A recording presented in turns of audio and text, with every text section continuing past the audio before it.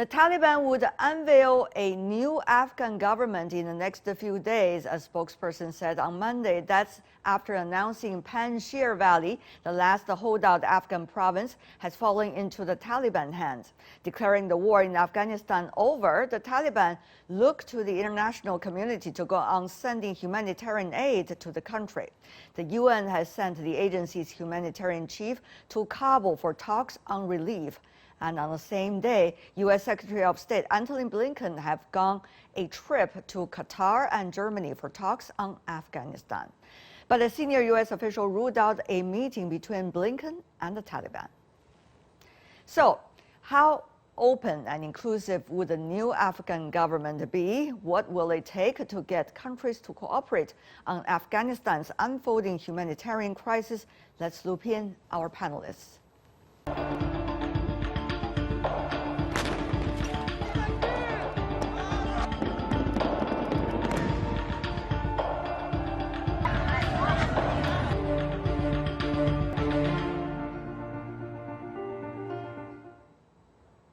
From Kabul, Zimayalai Abbasian, Afghan reporter working for us. Thank you so much for joining us around the clock. In Chapel Hill in the United States, Klaus Larris, distinguished professor from the University of North Carolina at Chapel Hill, originally coming from Germany. Last but not least, in Beijing, Li Guofu, director of the Center for Middle East Studies with China Institute of International Studies. Gentlemen, welcome to the program. First of all, Mr. Abbasian, you are in Afghanistan. There are mixed reports about whether the Panjshir Valley is already occupied by the Taliban forces or whether the resistance movement is still going on. What is the latest you have heard now? Hello.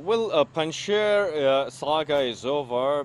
According to our information from the area, there has been no clashes anymore, and all the forces are now displaced from their areas, and Taliban are controlling all the Panjshir. They've already appointed their governor to Panjshir. He is also Panjshiri or belong to the Panjshir, and other commanders of the Taliban are also there. Humanitarian crisis out there is something looming, and the Taliban say they will seek to reach out the areas and finally assist the people affected by the last 1 week continuous conflict between the Taliban and resistance, and there has been no clashes since last night. Where did you get the information about no clashes? Because according to the National Resistance Movement headed by Ahmad Massoud and some of the others, a spokesperson of that force has been talking about the fighting is still, quote unquote, all over the valley. Now, we do not know what does that mean in terms of intensity, but can we trust one or two sources only? Well, there are people today came out from Panjshir Valley, also in neighboring provinces in Kapisa, Baghlan, and other places where we got our own resources and the locals. We've been in touch with them, and they're telling that the situation is calm, but the only thing remains is the fears and phobias of the residents of Panjshir Valley of the Taliban, because this is not a new thing. Since last 30 years, the Taliban were something very fearful for the people of Panjshir, and they've been resisting not only Taliban, but even the previous government. They got their own flag, they got their own values, and they have their own choices. Now the Taliban have reached the area, and that's what we are getting reports of there. Well, as you said about the rumors about remaining pockets of the resistance forces in some areas of Panjshir, yet we have no source, because all the resistance force, including their spokesperson, who is killed, other fled the area, and the rest of them are in a total calm. When they are claiming something like that, so it's difficult. Fahim Dashti was the spokesperson who killed last night, and Taliban said that there were intra-resistant clashes that they lost their life, and several commanders, others. The Taliban has he was tweeting. while he was no more. So these are the situation from the resistance side. Yeah. As we know, sometimes the tweets are not necessarily done by the official themselves, but rather somebody else is doing that. That's sometimes a common practice, one could argue. But anyway, let me also ask you about the Taliban's promises of bringing more humanitarian aid to the Panjshir Valley. Do we know what kind of a humanitarian aid is being brought over there, in what amount, to whom? Well, there are tens of thousands of families in different areas of Panjshir. The Panjshir got 7 districts and more affected by the war. There are casualties also reported, yet there is no clear number of the casualties, but there are casualties, there is no doubt.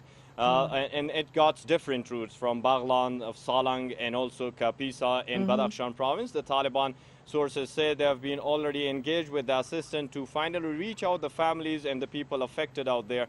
Then their number is very huge, tens of thousands of people affected, and that's the catastrophe because of the 1 week continuous conflict between the resistance and Taliban. Now Taliban is, today Zabiullah Mujahid also emphasized on the need of the assistance to the valley of Panjshir and the people living out there. So there is no such report that how much assistance has reached out there, and the people what say. Still it's difficult because it's surrounded, and accurate information from there about the numbers, the assistance, and everything related to the accuracy is hard to get, yes. Another thing, according to the spokesperson, Mr. Mujahid of the Taliban side, no civilian casualties have been taking place during the fighting in Panjshir Valley. But you just said, Mr. Abbasin, according to some of sources you got, there were civilian casualty, collateral damage, so to speak, in the Panjshir Valley. So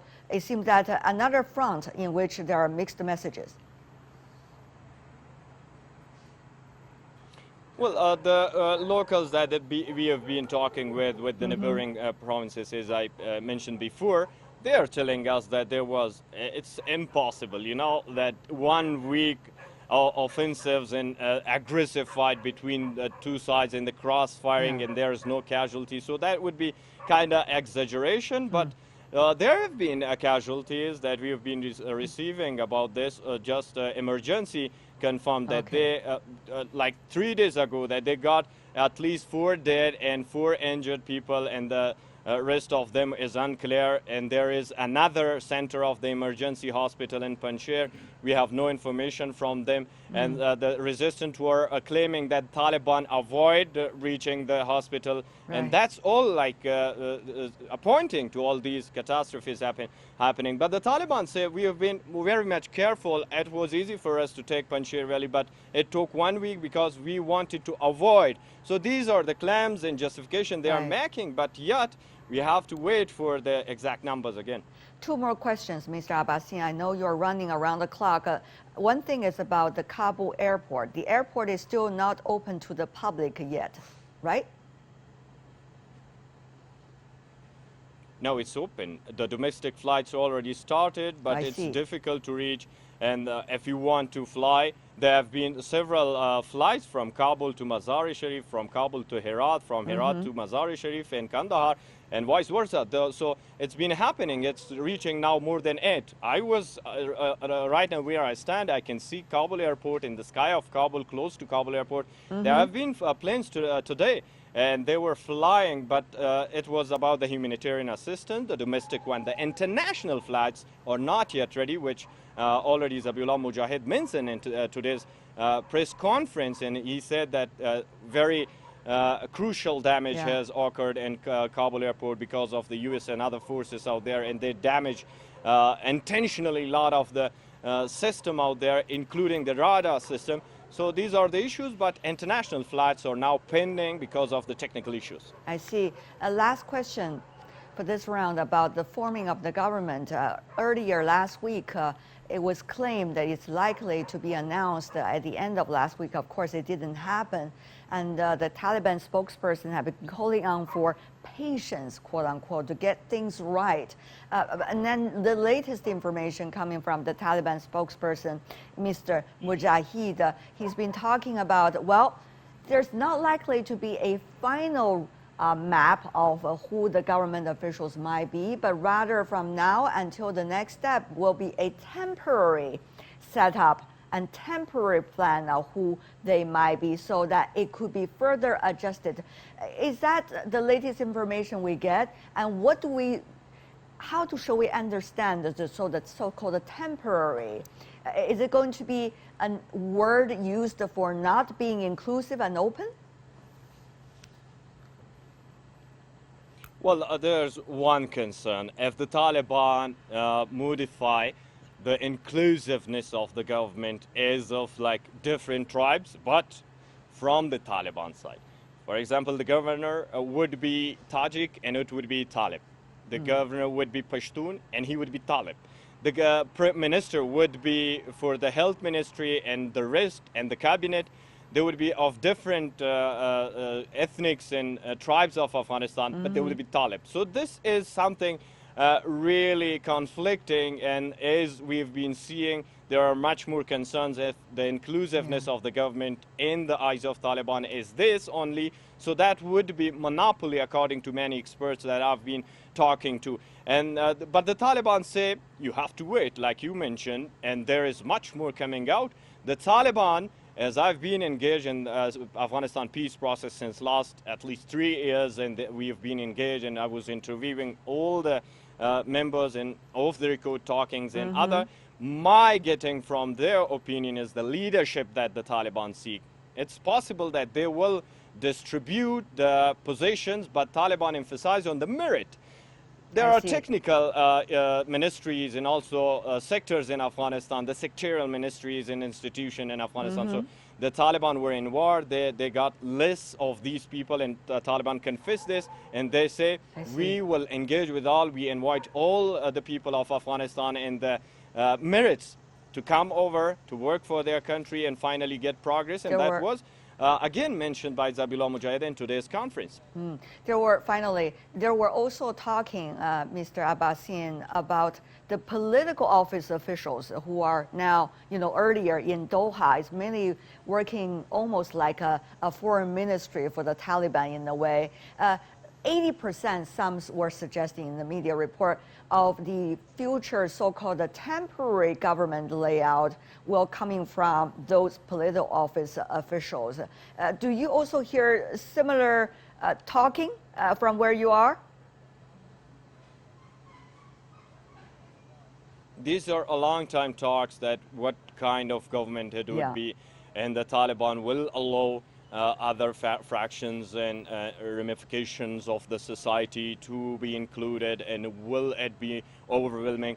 The answer from Taliban is yes, but at the same time, when we focus on the recent talks that Sher Abbas Tanekzi, a senior member of Taliban political office and chief negotiator, he said that when we talk with former President Hamid Karzai, also Dr. Abdullah and Gulbuddin Hekmatyar, who have already engaged a new council for the coordination of transition of power, it doesn't mean that they will be included in the government or share the power with.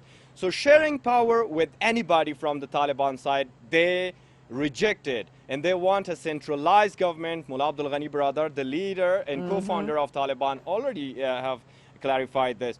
But how it would look like, it's still a question. So we have to wait for the Taliban, and finally, whatever is behind the curtains will come in front of the curtain, and everybody will see it.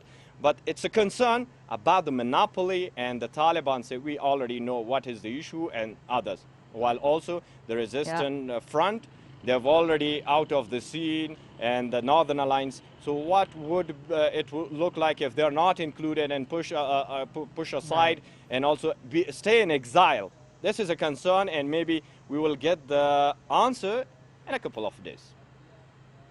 Whatever is behind the scenes, whatever is in the valley, likely to be coming under the sunlight, we hope. Zimayalai Abbasian, thank you so much. Our correspondent working around the clock for us. Really appreciate it. Be safe where you are. And now let's go to our two other panelists, Klaus Lauris and Li Guofu. Mr. Li coming from China, Ms. Lauris coming from the United States, originally from Germany. Now, Mr. Lauris, we know that the Secretary of State of the U.S. is going both to Doha and also to Germany to express quote-unquote gratitude. Now, how is that likely to be the case vis-a-vis the future planning of the U.S. militaries and also the U.S. role in Afghanistan or related areas? Professor Laris, briefly. Yeah, we know that the situation in Afghanistan is very confusing and unclear, as the previous speaker has made clear. And I think the same applies to the outside world. No one really knows how to react to the development in Afghanistan. And now various ministers from various countries are touring the region, particularly the Gulf states, in order to find a solution regarding the remaining evacuees, which are still in Afghanistan. We are talking about thousands of people from the United States, from Germany, from many other countries, and also what to do about humanitarian aid. And I think the German foreign minister was touring the area a few days ago. Now the American Secretary of State is touring it. They're talking then in Ramstein together with each other. They're inviting other G7 and other leaders to resolve the issue. You know, it is very unclear, when you but say, everyone wants to engage with the Taliban. It's very interesting what you said, because the Secretary of State, at least someone from the State Department, had denied the possibility of meeting with the Taliban, at least in public eyes, I guess. But the German foreign minister, actually, Professor Laris, had been talking about it's possible to reopen the embassy of Germany inside Afghanistan. And that shows a very big difference between, let's just say, Berlin's stance and the Washington stance in terms of where Afghanistan will be on their map.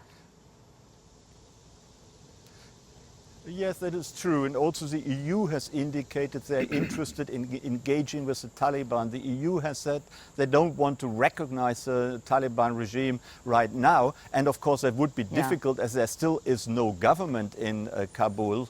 And so how can you recognize a government and a country if even they don't have a government themselves? But the Germans and the EU are ready to engage, in particular for humanitarian reasons, to bring food and medical deliveries into the country and also bring evacuees out. The United States, of course, is a big loser of the war in Afghanistan. It is in a way understandable that they are more hesitant to engage with the winning party, which clearly is the Taliban. But I think in due course, give it a few months, I think the United States will also engage more than they are doing right now. And they're already engaging. You know, they're talking in Doha. They have their people on the ground. And very briefly, Germany is one of those countries hosting American military bases. And right now, many of the military bases used in Germany are actually hosting the evacuees coming from Afghanistan. How do you see, Professor Laris, given the earlier experience between Germany and the United States, that likely to be handled very briefly? Well, the Ramstein military base, which is one of the largest military bases in the world, certainly one of the largest the United States has been very helpful regarding medical treatment of both soldiers in the past and now of receiving evacuees. But it is at capacity. I think there are over 40,000 people there now, and so they are quickly being sent to the United States itself or perhaps also to other third countries. The Germans are happy to collaborate on that and happy to cooperate for alliance reasons, but also for humanitarian reasons. Of course. You know, you want to get the evacuees out, you want to put them somewhere safe. And Ramstein is the obvious immediate solution, but it's not a permanent solution. I see. They're meant to stay there for a week or two, not much longer. And the German authorities clearly want these evacuees put forward to the United States and other countries. Professor Lee, about Qatar. This is a very significant role, both hosting the so-called peace talks for years, and now hosting U.S. military base in the Middle East, arguably the largest. How do you see its role this time? I think, you know, Qatar has played a very important or key role in several ways. First, you know, they help the United States to evacuate those who wanted to leave the Afghanistan. So this is one of the reasons Secretary of State Blinken went there to just thanks to the cooperation and Qatar offered. The second very important, you know, Qatar together with Turkish, they will try to help and to reopen the Kabul International Airports. That would be enable the international assistance flight to the Qatar and Kabul.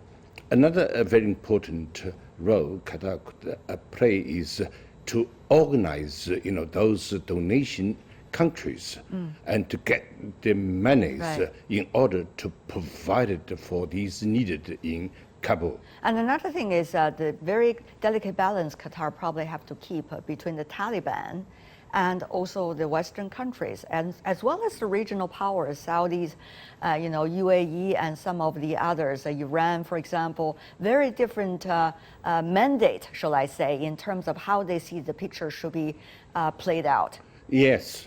And generally, the Qatar always play, we may call the balanced foreign policies. At the same time, they are very close cooperated with Taliban. On the other side, they may, working together with the United States and the Gulf states to maybe give the warning or prepare, the fight for. Some people already say that, the rise. The Taliban takeover of Afghanistan may give the rise to terrorism in this area. I see. Li Guofu, Klaus Laris, thank you so much for your analysis.